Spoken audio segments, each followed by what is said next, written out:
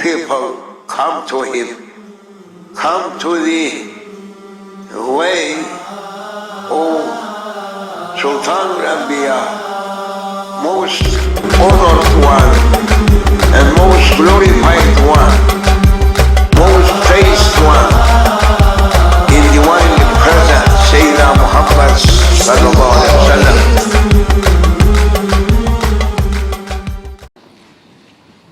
It's an honor now to get the opportunity to call a friend and colleague of mine, Professor Alexander Knysh, to offer an introduction to our keynote speaker, Shaykh Hisham Kabbani. There are many things that I could say about Professor Knysh. I'll just say a few. The first is that when I first arrived at the University of Michigan, he was one of the people that gave me the warmest of welcomes. He invited me as a guest lecturer in a course that he was teaching, and we talked all things Sufi from that moment and in every moment ever since. And he has been, I think, amongst the core Islamic studies faculty here at the University of Michigan, the most valued supporter of Ikhlas and all things Ikhlas. And I'm truly humbled, in fact, to have had his friendship and partnership in developing this as an intellectual effort. And with that said, I'll simply say that it's only suitable to call one of the world's greatest living experts on the history of Sufism, Professor Alexander Knysh, to introduce one of the world's greatest living Sufis, Shaykh Hisham Kabbani.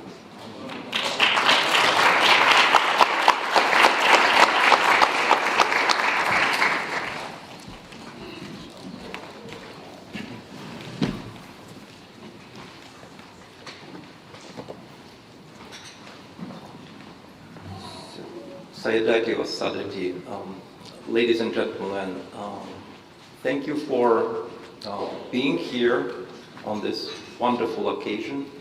I'll talk a little bit more about the hero of today's occasion, which is of course the Prophet Muhammad sallallahu alaihi wasallam, and one of his greatest lovers and promoters, admirers, Shaykh Hisham, Mawlana Shaykh Hisham Kabbani.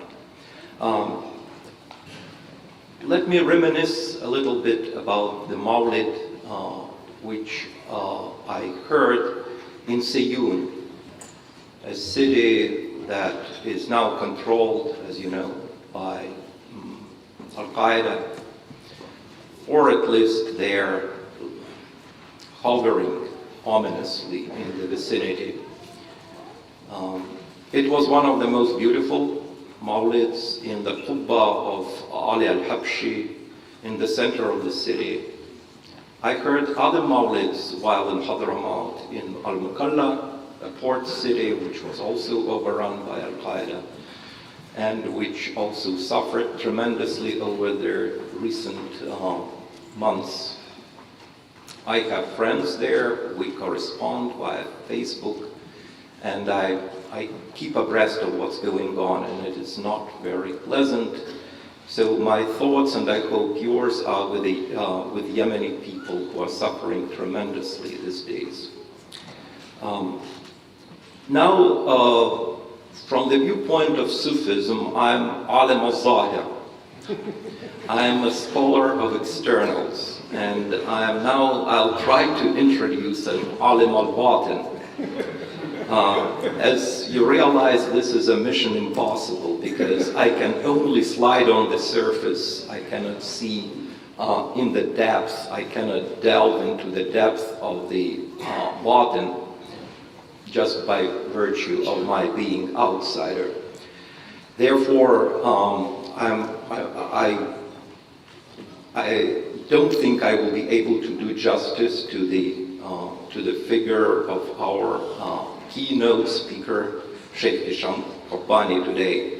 But I will mention at least some of his maqarim al-ahlaq and manaqib, which I see externally. Behind them there is a very deep and profound dimension which I will not be able to address. As I mentioned, Shaykh Hisham Kabbani is one of the greatest promoters of the Prophet's legacy in today's world. He is very influential, and he is included in the list of 500 most influential Muslim thinkers today by Georgetown University's publication. Shaykh Hisham Kabbani was born in Beirut, and he got his degree in chemistry from the American University of Beirut. And then he continued his studies of hard sciences and medicine in Europe, in Belgium. Simultaneously, he was acquiring a very solid and profound religious education.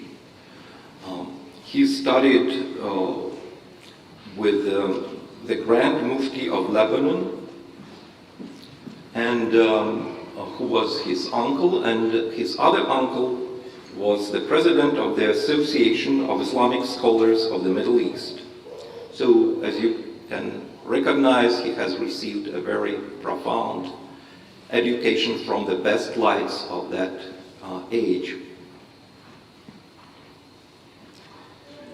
His main teacher in Tasawwuf, in Sufism, is Sheikh Nazim Qahtani, who is a renowned figure across the world with millions of followers on all continents of this planet.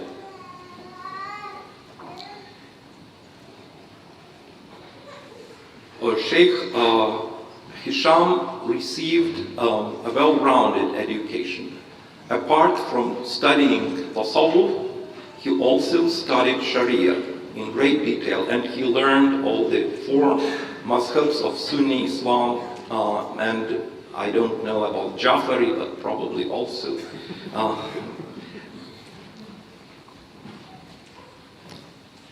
After having acquired this enormous intellectual equipment, he started to deploy it in various parts of the world using his unique linguistic skills.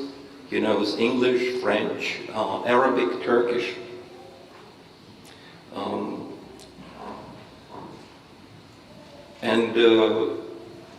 That ability, that knowledge of the languages helped him to reach out to millions.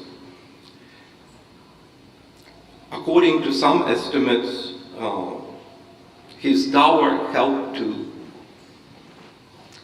invite or convert 15,000 people to Islam in America and in Europe.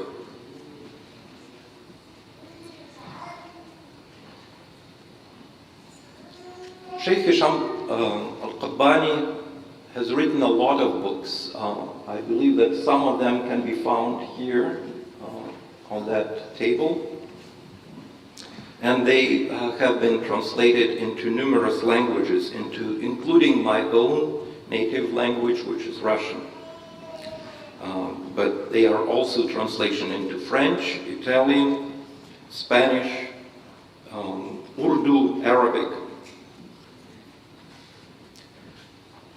The following of Shaykh Hisham Kabbani includes many distinguished politicians, royalty, parliament members, and other dignitaries.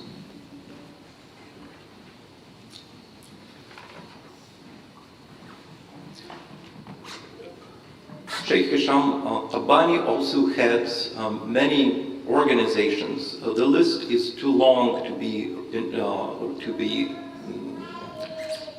detailed here, but I would like to mention one important internet presence, esheikh.com, which provides online advice on various aspects of Islamic life in the in Western societies and more generally for Muslims across the world. His other project is SufiLive.com, another very valuable resource that I have used in my research to access numerous publications by himself and by the other members of the Golden Chain of Naqshbandiya Brotherhood.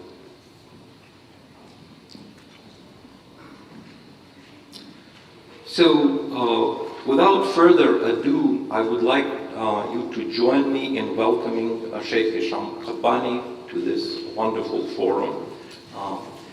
Thank you for your attention.